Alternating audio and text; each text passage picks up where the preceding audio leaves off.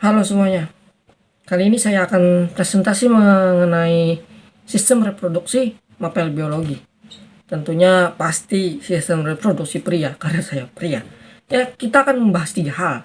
Ya, poin A yaitu struktur dan fungsi alat reproduksi pada laki-laki. Yang B, hormon-hormon yang berperan.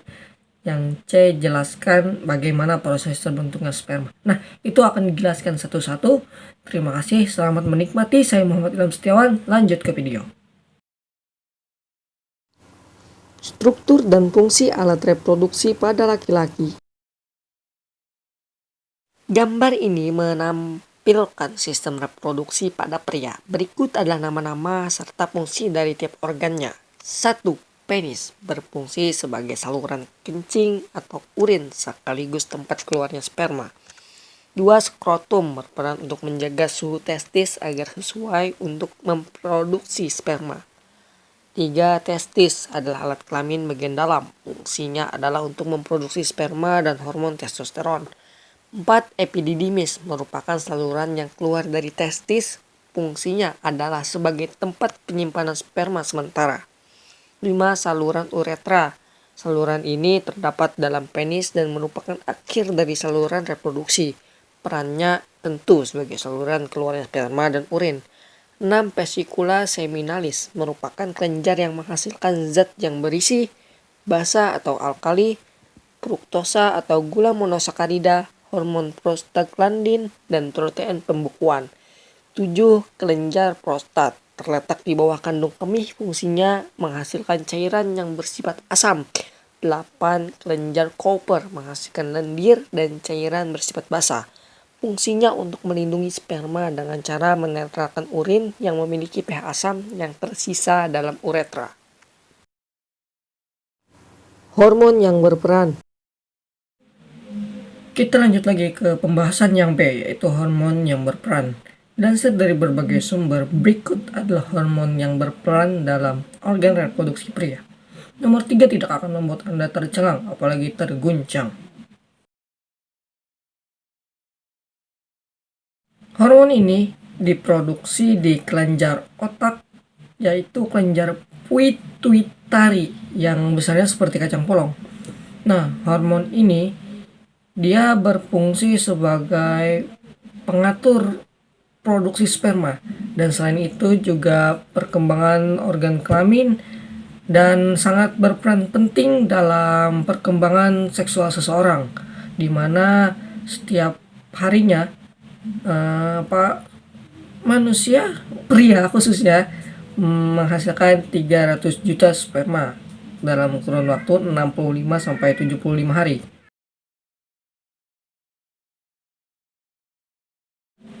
Hormon ini juga diproduksi di kelenjar pituitari, di mana dia memiliki kolerasi dengan hormon FSH dan saling melengkapi. Jadi mereka berdua itu saling melengkapi, seperti aku dan kamu. Aku tidak akan lengkap jika tidak ada kamu. Kita lanjut. Hormon ini saat terlepas ke dalam darah, dia akan memproduksi dan melepaskan hormon testosteron, di mana itu hormon itu adalah hormon utama di dalam pada pria. Hormon ini pada pria lebih tinggi kadarnya daripada pada wanita. Nah, fungsinya hormon ini pada pria yaitu mempengaruhi gairah seksual, produksi sperma, kepadatan tulang, dan massa otot. Nah, tentunya ini juga mempengaruhi fisik pria dan emosional pria. Hormon ini memiliki fungsi untuk mengontrol kesehatan sperma. Tapi jika dia kadarnya terlalu tinggi, dapat menurunkan kualitas sperma dan juga menyebabkan disfungsi ekresi. Ya memanglah teman-teman, kalau misalnya suatu hal yang berlebihan itu tidak baik, karena Allah juga tidak menyukai hal-hal yang berlebihan. Innahu la yuhibbul musrifin. Sungguhnya Allah tidak menyukai yang berlebihan. Nah, tentunya jika itu terlalu tinggi, kita bisa menerapkan pola hidup sehat untuk mungkin bisa dapat menormalkannya. Saya juga tidak tahu. Ya, tapi tidak apa kalau dicoba kan. Dengan pola hidup sehat, kita makan makanan sehat, makan makanan yang bernutrisi, dan menjaga olahraga, itu menurut artikel yang saya baca bisa menormalkan hormon ini.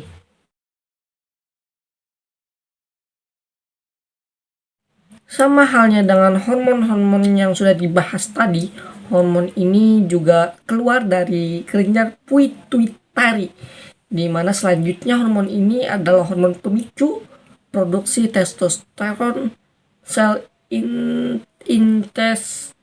tunggu sebentar, interstitial testis, sekaligus untuk menstimulasi sel Leydig pada saat proses berlangsung.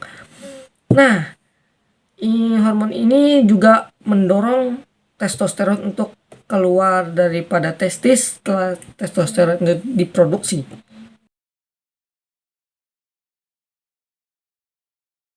Selanjutnya kita sampai di hormon yang terakhir, teman-teman.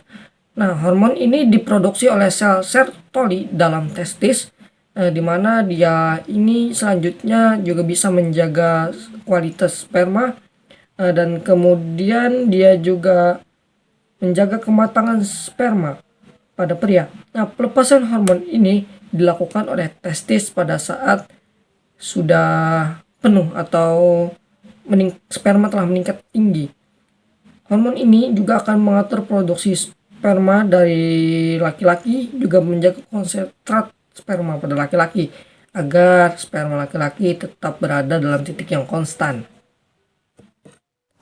Proses terbentuknya sperma. Kita lanjut ke spermatogenesis atau pembentukan sel sperma dalam testis.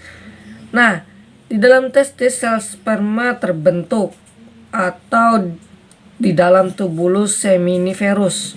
Di dalam tubulus seminiferus ini ada yang namanya sel stroli, di mana sel tersebut yang memberi makan sel-sel sperma yang belum matang. Nah, untuk lebih jelasnya dengarkan suara berikut serta cermati gambarnya. Menurut Hello Sehat, dari spermatogonium, sel sperma akan berubah menjadi spermatosit primer secara mitosis. Setelahnya, spermatosit primer membelah secara meiosis menjadi spermatosit sekunder yang berukuran sama. Nah, setelah penjelasan dan gambar yang setelah saya sampaikan, saya akan menjelaskan sedikit lagi mengenai spermatogenesis.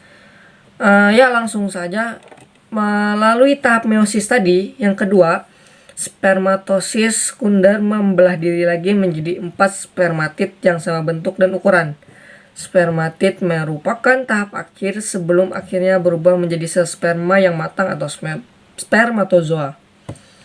Dan ia siap dikeluarkan bersama dengan air mani ketika seorang pria mengalami ejakulasi. Nah, dari yang telah saya sampaikan sebelumnya bahwa setiap harinya yang kurang lebih lah 74 hari seorang pria itu dapat menghasilkan 300 juta sperma. Nah, itu kemudian yang akan matang cuma 100 juta sperma. Dan kemudian yang akan masuk ke dalam ovum dan tersimpan di rahim hanya 1 sampai mungkin 5 paling banyak. Makanya bisa kembar. Ya, gara-gara banyak yang masuk.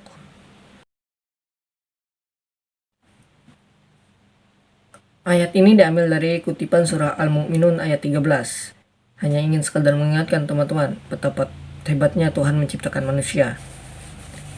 Ya, mungkin sampai sini saja dulu presentasi dari saya. Nanti mungkin akan bertemu lagi di lain kesempatan.